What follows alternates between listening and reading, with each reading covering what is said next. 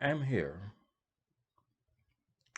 thinking to myself and wondering what happened to have caused someone to think of embezzling Bolt over 2 billion Jamaican dollars. So I'm going to title today's presentation Bolt with a colon structured deception. Bolt structured deception. Now, a number of persons are not asking the critical question how it is that a society that is structured with financial institutions that are governed by the act of secrecy and protection would actually be operating in Jamaica in the 21st century, 2023, and at the same time to have stolen $2 billion. Now, the company may want you to think that, listen carefully, and I'm taking my time with this one.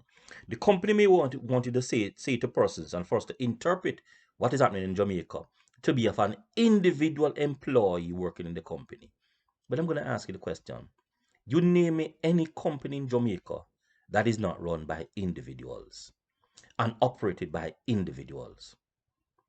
So when an organization is saying that it is Paul Bourne or Mark Brown or Swan James or any other person that stole the money in the institution, that's absolutely not important because people are employees in an organization and therefore are operating as agents of that entity or business.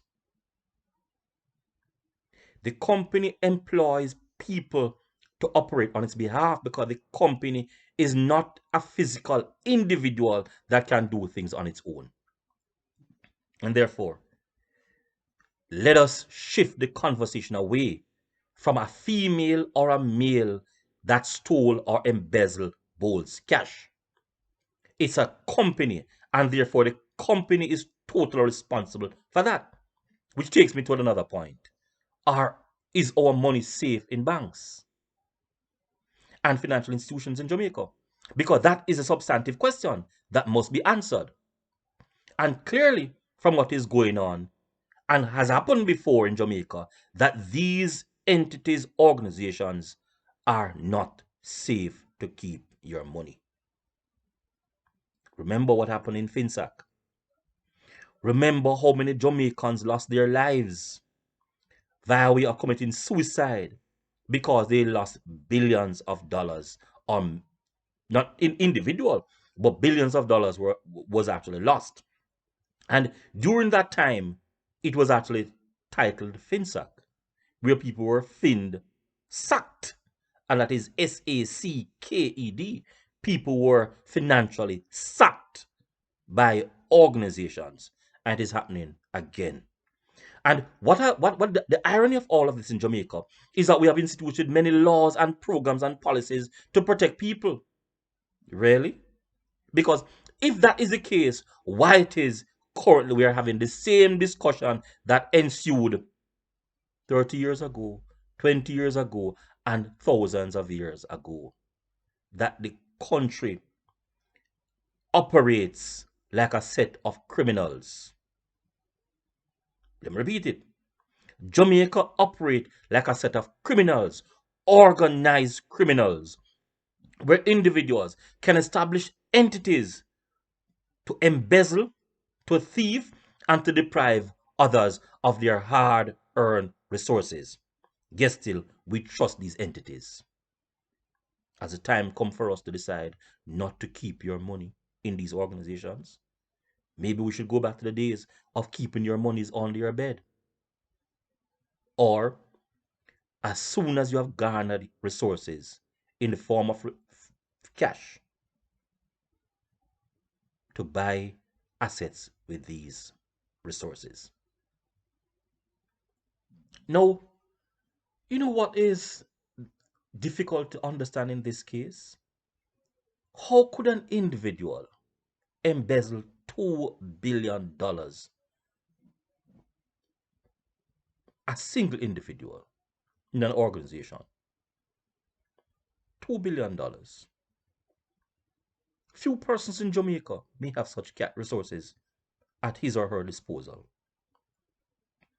And a company can see $2 billion, and I'm going to use the term creep through the back door, and nobody noticed.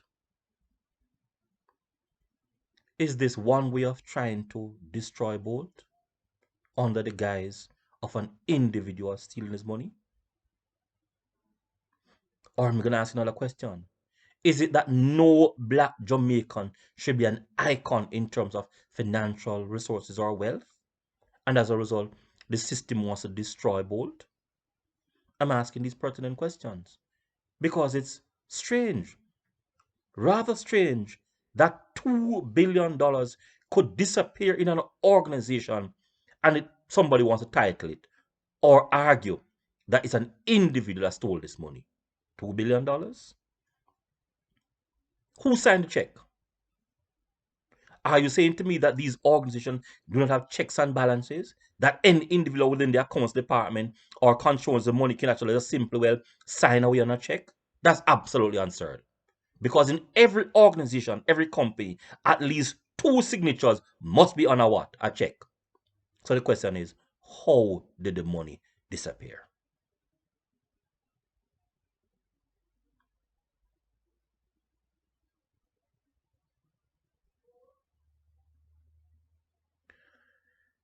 Those are my views. What are your views on the matter? This one is sad and strange, but we must address this one and ask some pertinent questions in order to understand how to operate from here onwards. Like, share, and subscribe to the channel. I will continue to provide with trusted truth and more information as we go on. Thank you.